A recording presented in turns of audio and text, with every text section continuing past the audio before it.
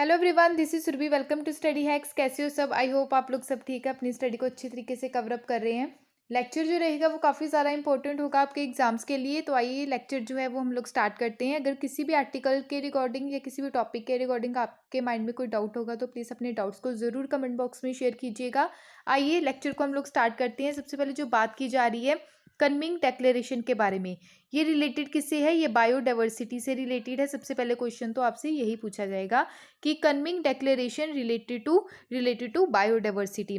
अभी रिसेंटली क्या हुआ है, कनमिंग डेक्लेरेशन को अडॉप्ट किया गया है 100 कंट्रीज के द्वारा। बिकॉज ऑनगोइंग जो चल रही है 15th कॉन्फ्रेंस ऑफ पार्टीज, कहाँ पे? यूनाइटेड नेशन कन्वेंशन और बायोडाइवर्सिटी इन चाइना में, ठीक है। तो जो अनदर कंट्रीज हैं उनके द्वारा भी यहाँ पे पार्टिसिपेट किया गया, ताकि न्यू ग्लोबल बायोडाइवर्सिटी पैक्ट जो है वो सामने निकल गया है, ठीक है। तो कनमिंग डेक्लेरेशन रिलेटेड टू बायोडाइवर्सिटी है। तो ये 2021 से 2030 तक इसको एक्सटेंड किया गया है। प्रीवियस अगर एग्रीमेंट की बात करें, स्ट्रेटेजिक प्लान फॉर बायोडाइवर्सिटी 2011 से लेके 2020 तक था। तो ये साइन किया गया था आईची, ठीक है। तो आईची डेक्लेरेशन इसको बोला गया था 2011 से 2020 तक का। क्लियर? तो ये कहाँ पे था? जापान में ये देखने को मिला। ये डेक्लेरेशन जो हुआ था 2010 में। तो इतनी चीज़ आप लोगों के माइंड में क्लियर होनी चाहिए। तो इसमें जो टारगेट्स रखे गए थे, जो प्रीवियस आईची जो डेक्लेरेशन था उसमें 20 टारगेट्स थे, ठीक है, कि कैसे पोल्यूशन को कंट्रोल करना है, ठीक है। तो जैसे वाटर पोल्यूशन उसको कैसे कंट्रोल करना है। क्लियर? तो ये सारी चीज़ें इसमें देखने को मिली, 20 टारगेट्स जो थे। क्लियर? तो स्लो जो बायोडाइवर्सिटी लॉस हो रहा है उसे प्रोटेक्ट कैसे करना है, तो 2020 तक ये टारगेट्स सेट किए गए थे। तो कैपेसिटी बिल्डिंग एक्शन प्लान कैसे लेके चलना है? Cartagena protocol on bio safety, ठीक है। कार्टेजिना प्रोटोकॉल किससे रिलेटेड था? बायो सेफ्टी से। कार्टेजिना कहाँ पे है? कोलंबिया में है, ठीक है। तो डिक्लेरेशन जो है इसमें सिग्नेटरी नेशंस जो थे इसमें सिंक्रोनाइज बायोडाइवर्सिटी प्लान लेके चला गया। तो 3 UN डेकेड्स प्रोग्राम यहाँ पे देखने को मिला, स्पेशली जो सस्टेनेबल डेवलपमेंट गोल्स थे। इकोसिस्टम कैसे रिस्टोर करना है, ओशियंस जो हैं ओशियन से कैसे पोल्यूशन को कम करना है, specially science for sustainable development. Theme क्या थी इस डेक्लेरेशन की? वो थी ecological civilisation building a share future for all life on earth, ठीक है। तो ये थीम आप लोगों को याद रखनी है। इसके साथ साथ 30/30 का टारगेट रखा गया है, ठीक है। तो इसमें जो COP15 यानी कि कॉन्फ्रेंस ऑफ पार्टी 15 जो है, इसमें 30% अर्थ लैंड एंड ओशन को कैसे प्रोटेक्ट करना है, ठीक है, 2030 तक। क्लियर? तो गोल जो है इसमें यूज़ किए जाएंगे, जो केमिकल्स जो है जो यूज़ किए जाते हैं उसको कैसे कम करना है, ऑर्गेनिक जो फार्मिंग लेके आनी है, ठीक है। कम करना है यानी कि स्टॉप करना है क्रिएटिंग जो है प्लास्टिक वेस्ट को, कैसे उसको कंट्रोल करना है। स्पेशली जो सॉइल में देखने को मिलता है, वाटर में प्लास्टिक पोल्यूशन देखने को मिलता है, जिसके कारण जो मैरीन लाइफ है वो काफ़ी ज़्यादा हार्म होती है। तो प्लास्टिक वेस्ट को क्या है करना है? स्टॉप करना है, ठीक है। तो आई होप आपको ये सारी चीज़ क्लियर हुई होगी। नेक्स्ट है, काफ़ी ज़्यादा इंपॉर्टेंट है, global climate risk index 2021। Global level पे जो क्लाइमेट के कारण जो रिस्क देखने को मिलता है उसके ऊपर जो इंडेक्स जारी किया गया है 2021 का। सबसे पहले तो आपसे यही क्वेश्चन पूछा जाएगा कि ये रिलीज किसके द्वारा किया जाता है? ये जर्मन वॉच के द्वारा रिलीज किया जाता है, ठीक है। तो इसमें इंडेक्स में एनालाइज क्या क्या किया जाता है कि क्लाइमेट के कारण कहाँ कहाँ पे क्या क्या इम्पैक्ट पड़ा है, क्या क्या नुकसान हुआ है, उस सारी चीज़ों को क्या किया जाता है? एनालाइज किया जाता है, ठीक है। तो इंडेक्स जो है इसमें एनालाइज किया गया जो कंट्रीज़ हैं, रीजन्स हैं अफेक्टेड हुई हैं, स्पेशली जो इम्पैक्ट पड़ा है वेदर का, क्लाइमेट चेंज का, लॉस हुई, काफ़ी ज़्यादा इवेंट जो लॉस देखने को मिले, स्पेशली जो इवेंट्स रहे यानी कि बहुत सारी चीज़ों की हानि देखने को मिली, किसके कारण? स्टॉर्म्स के कारण, फ्लड्स के कारण, हीट वेव्स के कारण एक्सेट्रा, ठीक है। अर्थक्वेक भी इसमें आ जाए, साइक्लोन्स भी इसमें आ जाएंगे, ठीक है। 2021 का जो इंडेक्स है इसमें याद रखिएगा, 2021 का जो इंडेक्स है उसमें यूएसए का जो डाटा है वो इंक्लूड नहीं किया गया है। मोजाम्बिक्यू, जिम्बाब्वे, उसी के साथ साथ बाहामास जो है ये मोस्ट अफेक्टेड कंट्रीज रही 2019 में, स्पेशली किसके कारण? Storm, flood, heat wave, cyclones के कारण, ठीक है। तो अगर देखें 2000 से लेके 2019 तक प्रोटो रिको, म्यांमार, हाइती, यहाँ पे सबसे हाईएस्ट चीज़ें देखने को मिली। इंडिया की रैंक इसमें इम्प्रूव हुई है, ठीक है। लास्ट ईयर अगर देखें तो 2021 के इंडेक्स में 7th रैंक रही है। कंपेयर करें 5th 2020 इंडेक्स का, ठीक है। अगर 1 2 3 4 5 6 ऐसे रैंक आ रही है, तो यानी कि जो प्रॉब्लम देखने को मिल रही है किसी भी पर्टिकुलर रीजन में वो ज़्यादा है। अगर जो रैंक कम हो रही है वहाँ पे जो रीजन में जो सिचुएशन है वो ऐसी, जो जैसे हम देख सकते हैं जैसे साइक्लोन्स हो गया, स्टॉर्म्स होंगे, उसके कारण जो प्रॉब्लम्स देखने को मिल रही है वो कम है किसी पर्टिकुलर कंट्री में या रीजन में, ठीक है। स्टॉर्म जो है ये डायरेक्ट इम्प्लीकेशन करते हैं, प्रेसिपिटेशन देखने को मिलता है, फ्लड, लैंडस्लाइड्स का जो इशू है वो काफ़ी ज़्यादा देखने को मिलता है। जैसे अभी केरला में देखने को मिला, अभी 2 दिन पहले उत्तराखंड में भी देखने को मिला, ठीक है। तो मेजर जो कारण है लॉस और डैमेजेस के 2019 में देखने को मिले। क्लियर? तो आई होप आपको इतनी चीज़ क्लियर हुई होगी। नेक्स्ट जो बात की जा रही है international energy agency. International energy agency जो है इसके बारे में जो बात की जा रही है इस आर्टिकल में, रिसेंटली ही इंटरनेशनल एनर्जी एजेंसी के द्वारा इन्वाइट किया गया है हमारी कंट्री को, जो world third largest energy consumer है, ठीक है। हमारी country third largest energy consumer है, ठीक है। टू बिकम इसको फुल टाइम मेंबर बनाने के लिए इनवाइट किया गया है। तो IEA इसकी फुल फॉर्म भी पूछी जा सकती है और पूछी भी गई है, इंटरनेशनल एनर्जी एजेंसी इसको बोला जाता है। तो इनविटेशन जो है इंडिया को मिला, तो world third largest energy consumer है हमारी इंडिया, हमारी कंट्री, ठीक है। तो प्रपोजल जो है, अगर हमारी कंट्री अगर इस प्रपोजल को एक्सेप्ट कर लेती है तो इंडिया जो है इंक्रीज हो जाएगा, इंडिया में स्ट्रेटेजिक जो ऑयल रिजर्व है 90 डेज की रिक्वायरमेंट से, ठीक है। IEA जो है यहाँ पे 30 मेंबर कंट्रीज देखने को मिलती है, इसमें इंक्लूड है 8 एसोसिएशन जो कंट्रीज है, कैंडिडेट जो है कंट्रीज के जो इंटरनेशनल एनर्जी एजेंसी के उसमें जो मेंबर कंट्री है, स्पेशली जो organisation for economic corporation and development, ठीक है। इसको इस्टेब्लिश कब किया गया? 1974 में किया गया। फ्रेमवर्क किसका? Organisation for economic corporation and development, और ये ऑटोनोमियस इंटर गवर्नमेंटल ऑर्गेनाइजेशन है। मिशन क्या है इसका? कि इंश्योर करना रिलायबल होनी चाहिए, सस्ती होनी चाहिए चीज़ें, एनर्जी क्लीन होनी चाहिए जो मेंबर कंट्रीज़ है वहाँ पे, ठीक है, और अनदर कंट्रीज़ भी, ठीक है। तो मिशन जो है इसका 4 मेन एरियाज पे इस पे फोकस किया जा रहा है कि एनर्जी सिक्योरिटी कैसे लेके चलनी है, इकोनॉमिक डेवलपमेंट कैसे करना है, इन्वायरमेंटल अवेयरनेस भी होनी चाहिए। ये नहीं है कि एनर्जी हम जनरेट कर रहे हैं बट इन्वायरमेंट को नुकसान देखने को मिल रहा है, तो ऐसी चीज़ नहीं होनी चाहिए। एंगेजमेंट होनी चाहिए वर्ल्ड वाइड, ठीक है। हेडक्वार्टर इसके कहाँ पे है? पेरिस, फ्रांस में इसके हेडक्वार्टर देखने को मिलेंगे। नेक्स्ट इसी से रिलेटेड एक रिपोर्ट निकल के आई है, वर्ल्ड एनर्जी आउटलुक रिपोर्ट 2021। तो ये रिपोर्ट किसके द्वारा रिलीज़ की जाती है? ये रिपोर्ट रिलीज़ की जाती है इंटरनेशनल एनर्जी एजेंसी के द्वारा, ठीक है। तो पब्लिश होती है एवरी ईयर।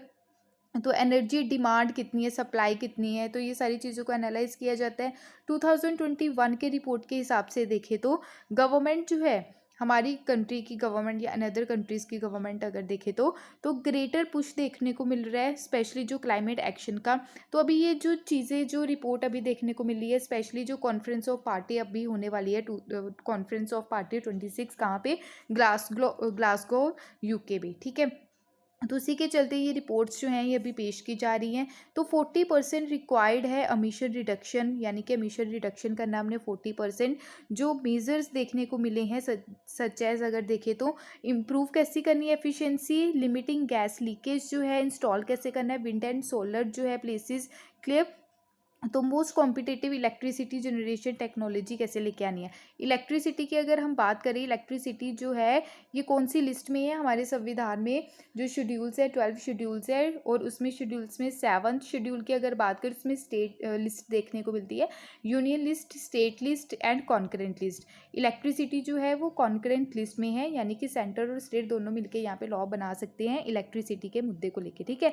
अगर बात करें इंटरनेशनल एनर्जी एजेंसी जो है एनालाइज करती है 2 पॉसिबल सिनेरियोज। फर्स्ट है कि पॉलिसी सिनेरियो कैसे लेके चलना है, जिसको स्टेप्स बोला गया, स्टेट्स पॉलिसी सिनेरियोज, ठीक है। Pledge for net zero. तो मेजर सजेशन जो है रिलेटेड टू दिस कि हमने इलेक्ट्रिफिकेशन कैसे क्लीन रखनी है, एमिशन जो जनरेट कर रहे हैं, ठीक है, वो कम होना चाहिए, एनर्जी एफिशिएंसी सही तरीके से होनी चाहिए, रिडक्शन करना है मीथेन एमिशन, यानी कि मीथेन एमिशन जो है उसको कम करना है, ठीक है। तो क्लीन एनर्जी जो है वो लेके आनी है, क्लियर। तो आई होप आपको ये सारी चीज़ें क्लियर हुई होंगी। नेक्स्ट चलते हैं जो काफ़ी ज़्यादा इंपॉर्टेंट है, क्वांटम कम्युनिकेशन के बारे में यहाँ पे बात हो रही है। अभी रिसेंटली ही गवर्नमेंट के द्वारा इनोग्रेट किया गया है सी डॉट यानी कि centre for development of telematics, ठीक है। तो centre for development of telematics जो है, इसके तहत कम्युनिकेशन को और ज़्यादा सिक्योर बनाने की कोशिश की जा रही है। क्वांटम कॉमन लैब को आगे लेके चला जा रहा है और डेवलप किया जा रहा है क्वांटम की डिस्ट्रीब्यूशन, ठीक है। तो ये सारी चीज़ें आप लोगों को याद रखनी है। जैसे हमने कोई A to B क्या करना है, डाटा क्या करना है, सेंड करना है, ठीक है। अगर ये डाटा जहाँ पे सेंड हो रहा है बी को, अगर हमने इसी सिचुएशन में इसको क्वांटम जो टेक्नोलॉजी है इससे छेड़छाड़ की, तो इसको क्या ट्रेस करना मुश्किल हो जाएगा और जो बी के पास जो डाटा जाएगा वो नहीं जा पाएगा, ठीक है। तो ऐसी चीज़ें देखने को मिलेगी, क्लियर। तो इसके अलावा देखें तो क्वांटम की फॉर्म में बेसिकली क्या करना है, जब डाटा सेंड करना होता है तब ये चीज़ें यूज़ की जाती है। क्वांटम में ऐसा पैटर्न देखने को मिलता है, अगर कोई उसे टच करेगा तो उसको ट्रेस करना टफ हो जाता है और इसका पाथ जो है वो छूट जाता है, ठीक है। तो इससे क्या रहेगा, डाटा क्या रहेगा, सिक्योर रहेगा। तो गवर्नमेंट के द्वारा जो है इसमें पैसा जो लगाया जाएगा $1 बिलियन, ठीक है, for national mission on quantum technologies and application, clear, अगले 8 सालों के लिए। अगर क्वांटम टेक्नोलॉजी की अगर हम बात करें तो क्वांटम की डिस्ट्रीब्यूशन की, इसको क्या बोला जाता है, क्वांटम क्रिप्टोग्राफी, ठीक है। जैसे क्रिप्टो करेंसी आप देख सकते हैं, ठीक है, वर्चुअल जो करेंसी है। तो ये मैकेनिज्म है कैसे हमने कम्युनिकेशन को सिक्योर करना है, उसको डेवलप करना है, क्लियर, प्रोवाइड करना है distributing and sharing secret keys, ताकि जो क्रिप्टोग्राफी प्रोटोकॉल्स है वो भी ज़रूरी इसमें देखने को मिलेगा, ठीक है। तो इसमें जो चीज़ें रहेंगी वो सिक्योर रहेंगी। उसी के साथ साथ जो कन्वेंशनल क्रिप्टो सिस्टम है इसको यूज़ किया जाएगा जो डाटा इनक्रिप्ट रहता है, ठीक है, जैसे व्हाट्सएप पे रहता है, ठीक है। तो कॉम्प्लिसिटी देखने को मिलेगी, मैथमेटिकल एल्गोरिथम इसमें यूज़ होगा, तभी ये चीज़ें जो हैं डाटा इनक्रिप्ट देखने को मिलेगा। उसी के चलते सिक्योरिटी जो है वो ऑफर की जाएगी क्वांटम कम्युनिकेशन के द्वारा। क्वांटम की डिस्ट्रीब्यूशन जो है ये काफ़ी ज़्यादा ज़रूरी है, इससे थ्रेट जो है वो काफ़ी कम हो जाता है, ठीक है। इसमें advancement in quantum computing process जो है वो रहेंगे और सिक्योरिटी जो है डाटा की वो ज़्यादा बरकरार रहेगी, जो ट्रांसपोर्ट रहता है डाटा, ठीक है। तो वेरियस क्रिटिकल सेक्टर जो है थ्रू कम्युनिकेशन नेटवर्क, क्लियर। तो इसके अलावा क्रिएट किया जाएगा जो स्टैंडर्ड डेफिनेशन है, ठीक है, फॉर्मुलेट किया जाएगा क्रिप्टो टेक्नोलॉजी रिलेटेड पॉलिसीज़, अलो किया जाएगा डाटा को कि वो लीक ना हो, ठीक है, ना ही हैक हो पाए। तो ऐसी चीज़ें भी यहाँ पे देखने को मिलेंगी। एनक्रिप्शन जो है वो अनब्रेकेबल रहेगा, ठीक है, जो डाटा रहेगा वो अनब्रेकेबल रहेगा, ठीक है। तो इसमें फोटोन यूज़ किया जाएगा। फोटोन जो है, फोटोन का क्या काम रहेगा इसमें, इसको ना ही परफेक्टली कॉपी किया जा सकता है और ना ही इसको डिस्टर्ब किया जा सकता है, यानी कि जो डाटा रहेगा उसको कॉपी नहीं किया जा सकता अगर फोटोन हम इसमें यूज़ करेंगे तो, क्लियर। मींस जो पर्सन है वो, कोई भी पर्सन ट्राई करेगा अगर इसको हैक करने का तो वो नहीं कर पाएगा, ना ही ट्रेस कर पाएगा, ठीक है। तो आई होप ये आपको सारी चीज़ें जो हैं वो क्लियर हुई होंगी। नेक्स्ट चलते हैं, अफ्रीकन रेयर ग्लेशियर्स के बारे में बात की जा रही है। तो रिसेंटली ही रिपोर्ट अभी देखने को मिली है वर्ल्ड मेट्रोलॉजिकल ऑर्गेनाइजेशन के द्वारा। जैसे हमारे कंट्री में इंडियन मेट्रोलॉजिकल ऑर्गेनाइजेशन है, ठीक है, 1875 में उसका गठन किया गया था, हेडक्वार्टर न्यू दिल्ली में है। तो वैसे ही आपको वर्ल्ड लेवल पे वर्ल्ड मेट्रोलॉजिकल ऑर्गेनाइजेशन देखने को मिलती है, इनके द्वारा अभी रिपोर्ट जारी की गई है, जो अफ्रीका के रेयर ग्लेशियर्स हैं वो डिसअपियर हो जाएंगे नेक्स्ट 2 डेकेड्स, यानी आने वाले 20 सालों में, ठीक है। 1 डेकेड में 10 साल काउंट किए जाते हैं, तो 2 डेकेड्स यानी कि 20 ईयर्स में अभी जो ग्लेशियर्स है स्पेशली जो अफ्रीका में, तो ड्यू टू क्लाइमेट चेंज के कारण ये कंडीशन देखने को मिल रही है। तो करंटली भी रिट्रेट जो रेट है वो काफ़ी ज़्यादा हाई है ग्लोबल एवरेज की अगर हम बात करें। इफ़ दिस कॉन्टिन्यूस, अगर ये सारी चीज़ें कॉन्टिन्यू रही तो ठीक है, तो क्या होगा, ग्लेशिएशन देखने को मिलेगा 2040 तक, ठीक है, यानी कि ग्लेशियर्स जो हैं वो बिल्कुल ही पिघल जाएंगे, उनका नामो निशान भी नहीं बचेगा, ठीक है। ये किसके कारण हो रहा है, ये क्लाइमेट चेंज यानी ग्लोबल वार्मिंग के कारण ये सिचुएशन देखने को मिल रही है। अगर बात करें वर्ल्ड मेट्रोलॉजिकल डिपार्टमेंट की, ये one of the specialised agency है किसकी, यूनाइटेड नेशन की। ये एनुअली रिपोर्ट जारी करती है, state of the global climate report. याद रखिएगा, ये काफ़ी ज़्यादा इंपॉर्टेंट है। अगर बात करें लास्ट 3 माउंटेन ग्लेशियर्स भी यहाँ पे देखने को मिले, काफ़ी ज़्यादा न्यूज़ में भी रहे, चर्चा में रहे, ठीक है, जो पिघले। तो माउंट किलिमंजारो कहाँ पे है? तंजानिया में है। माउंट कीनिया कीनिया में है। अगर बात करें रुवेंजोरी माउंटेन्स, ये युगांडा में है। तो यहाँ पे भी रैपिड चीज़ें देखने को मिली जो डिसअपियर हो जाएंगी विद इन 2 डेकेड्स में, ठीक है। तो ये भी न्यूज़ में थी, तो याद रखिएगा, और यहाँ से डायरेक्ट क्वेश्चंस भी देखने को मिले हैं। क्लियर। अगर बात करें हमारी कंट्री के आसपास जो रीजन पड़ता है, जैसे इंडियन ओशियन आइलैंड हो गया, ठीक है, वहाँ पे मेडागास्कर रीजन स्पेशली, ठीक है, वहाँ पे काफ़ी ज़्यादा फेमाइन कंडीशन देखने को मिली, भूखमरी की कंडीशन बहुत ज़्यादा हो गई थी। वो भी किसके कारण? क्लाइमेट चेंज के कारण। उसी के साथ सदर्न साउथ सूडान जो है, ठीक है, वहाँ पे भी वर्स्ट कंडीशन देखने को मिली, फ्लड काफ़ी ज़्यादा देखने को मिला ऑलमोस्ट 60 ईयर्स में। फर्दर अगर देखें, मैसिव डिस्प्लेसमेंट हुआ, ठीक है, लोग ये एक जगह से दूसरी जगह गए ड्यू टू क्लाइमेट चेंज के कारण। हंगर की, भूखमरी की कंडीशन बहुत ज़्यादा हुई। इंक्रीज़ हुआ क्लाइमेट शॉक, सूखे की कंडीशन बहुत ज़्यादा देखने को मिली, ठीक है। फ्लडेड जो है वो काफ़ी ज़्यादा इंक्रीज हो सकता है आने वाले टाइम में भी, फ्लड की सिचुएशन जो है, ठीक है। तो मेजर इम्पैक्ट जो पड़ा, स्पेशली डिज़ास्टर वार्निंग जो है वो दी गई 4 मिलियन ऑफ पीपल, कहाँ पे? अफ्रीका में, ठीक है, तो इस इम्पैक्ट के कारण। तो आई होप आपको ये चीज़ें क्लियर हुई होंगी। इसके अलावा अगर देखें तो हमने स्पेशली अफ्रीका कॉन्टिनेंट की बात की, यहाँ पे मेडागास्कर है, ठीक है, तो आप देख सकते हैं। तो माउंट जो है, ठीक है, माउंटेन्स जिसके मैंने नाम बताए आपको, वो भी एक बार देख लीजिएगा जाके, ठीक है।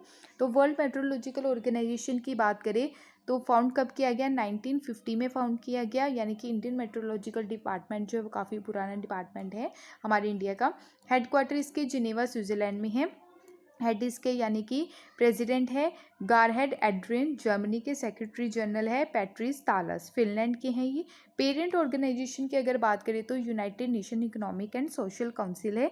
सेक्रेटरी जनरल इसके पैट्री टैलेस है। क्लियर। नेक्स्ट है खुशीनगर इंटरनेशनल एयरपोर्ट की बात की जा रही है। खुशीनगर इंटरनेशनल एयरपोर्ट जो है, इसको इंटरनेशनल एयरपोर्ट का दर्जा दे दिया गया है। तो खुशीनगर जो है ये बुद्धिज़्म के पॉइंट ऑफ व्यू से काफ़ी ज़्यादा इंपॉर्टेंट प्लेस हो जाती है। ये उत्तर प्रदेश में है। तो लेटेस्ट अभी इंडिया की लिस्ट में शामिल कर दिया गया है इसको एज ए इंटरनेशनल एयरपोर्ट। तो इसमें प्रोवाइड करवाया गया सीमलेस कनेक्टिविटी जो है, स्पेशली लोग जो आते हैं फ्रॉम साउथ ईस्ट से एंड ईस्ट एशियन से, ईस्ट एशियन कंट्रीज से, स्पेशली बुद्धिस्ट जो साइट्स हैं उसको घूमने के लिए, ठीक है। तो बुद्धिस्ट पिलग्रिमेज टूरिज्म स्पेशली इस पे फोकस दिया गया है। खुशीनगर जो है ये सेंटर है बुद्धिस्ट सर्किट का, ठीक है। बुद्धिस्ट सर्किट जो है, मैंने आपको ये पहले भी बताया था, बुद्धिस्ट सर्किट जो है टोटल, क्लियर। बुद्धिस्ट सर्किट और भी रामायण सर्किट है, ठीक है, हिमालयन सर्किट है, ये सारी चीज़ें मैंने आपसे डिस्कस की थी पहले भी, तो प्लीज़ उसको जाके रिवाइज कर लीजिएगा। तो बुद्धिस्ट सर्किट जो है ये कंसिस्ट करते हैं, इसमें पिलग्रिमेज साइट्स है, जैसे लुम्बिनी हो गया, सारनाथ, यहाँ पे आप देख सकते हैं, ठीक है, लुम्बिनी हो गया, सरस्वती, खुशीनगर, सारनाथ, वाराणसी, बोध गया, पटना, वैशाली, ठीक है। तो ये सारे बुद्धिस्ट सर्किट से इसको कनेक्ट करने की बात की जा रही है, ठीक है। इनोग्रेट किया गया Kushinagar international airport and set किया गया एक लैंडमार्क, ठीक है, हमारी इंडिया श्रीलंका रिलेशन के पॉइंट ऑफ व्यू से, ठीक है। तो आई होप आपको ये सारी चीज़ें क्लियर हुई होंगी। नेक्स्ट बात की जा रही है ग्लोबल फूड सिक्योरिटी इंडेक्स 2021। तो इंडिया की इसमें रैंक रही 71st पोजीशन रही। ग्लोबल हंगर इंडेक्स की बात की हम लोगों ने, ठीक है, प्रीवियस। तो ग्लोबल हंगर इंडेक्स में हमारी कंट्री की रैंक कितनी रही वो आप प्लीज़ बताइएगा। तो ग्लोबल फूड सिक्योरिटी इंडेक्स में हमारी रैंक 71st रही, ठीक है, ग्लोबल फूड सिक्योरिटी इंडेक्स में, तो अमंग 113 कंट्रीज़ में से। तो अर्लियर अगर देखें इंडिया की रैंक यहाँ पे, ठीक है, यहाँ पे आपको आंसर मिल ही गया, ठीक है। तो अगर बात करें ग्लोबल फूड सिक्योरिटी इंडेक्स की बात करें तो इसको डिज़ाइन एंड कंस्ट्रक्ट यानी कि रिलीज़ किसके द्वारा किया जाता है? London based economics impact and sponsored by Corteva agri science, ठीक है। 2021 की अगर बात करें तो इसका 10th एडिशन अभी देखने को मिला, पब्लिश इसको हर साल किया जाता है। फूड सिक्योरिटी बेस्ड अगर फैक्टर्स देखें तो फूड जो है वो ईजिली यानी कि अफोर्डेबल, सस्ता होना चाहिए, ईजिली अवेलेबल होना चाहिए, क्वालिटी और सेफ्टी के साथ लोगों को प्रोवाइड करवाना चाहिए। तो ये फैक्टर्स इसमें देखेंगे, नेचुरल रिसोर्सेज एंड रिसाइलेंस, ठीक है।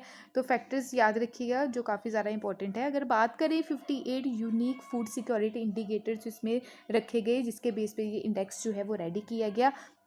एक्सेलरेट प्रोग्रेस इसमें देखने को मिली United Nation sustainable development goal की, स्पेशली जो ज़ीरो हंगर है। यहाँ पे आप देखिए सस्टेनेबल डेवलपमेंट गोल्स जो हैं टोटल 17 सस्टेनेबल डेवलपमेंट गोल्स हैं, ठीक है, जिसमें नो पॉवर्टी यानी कि गरीबी को मिटाना, भुखमरी को ख़त्म करना यानी कि ज़ीरो हंगर सेकंड, और थर्ड है गुड हेल्थ, लोगों को अच्छी हेल्थ प्रोवाइड करवाना, फोर्थ अच्छी एजुकेशन प्रोवाइड करवाना, जेंडर इनइक्वालिटी जो देखने को मिलती है वो ख़त्म करना, ठीक है, क्लीन वाटर एंड सैनिटेशन, ठीक है।